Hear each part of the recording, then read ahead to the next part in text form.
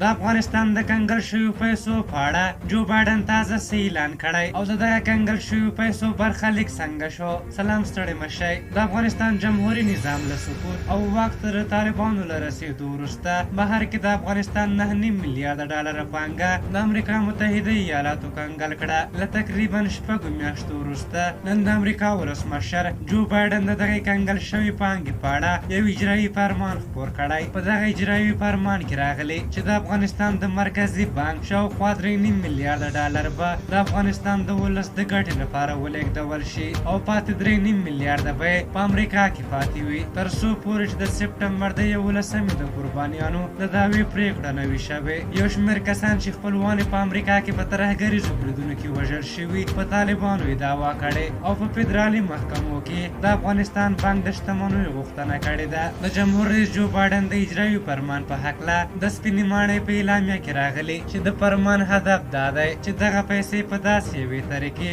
د افغانستان ولس ته ورسیږي چې د دوی په وینا د طالبانو او نورو ناوړو عناصرو لاسته ورنشي. د اجرایي فرمان له مخې د افغانستان بانک د شتمنیو چې په متحده ایالاتو کې کنګل دي نیمایي برخه چې څه باندې 3.5 میلیارډ ډالر به لا هم کنګل پاتې وي او د امریکا مالي ادارو ته امر شوی چې د نیویارک په مرکزي بانک کې دی یو ځانګړی بانکي حساب ته ولېږدول شي تر څو پورې چې محکمې د سپټمبر 11مې ترهګریزې حملې د قربانیانو د دعوې په هکله پرېکړه نه وي کړې. طالبانو بیا تل ادعا کړې چې دا پیسې د افغانستان د ولس حق دی او د خوشي کېدو غوښتنه یې کړې. ټولنیزو رسنیو کې هم ګڼو افغانانو د دغو پیسو په اړه د امریکا متحده ایالاتو په پرېکړه سخت نیوکې کړې او دا د افغانستان له بېوزله ولس سره لوی ظلم بللی. په هر حال تاسو دغې موضوع په اړه څه نظر لرئ؟ خپل نظرونه هم راته په کمنټ کې ولیکئ. زموږ ویډیو مو خوښه شوې وي ضرور لایک کړئ. ریبیټ ته شکر ته راځم پرې وبخښم خدای وسپارم د الله په امان.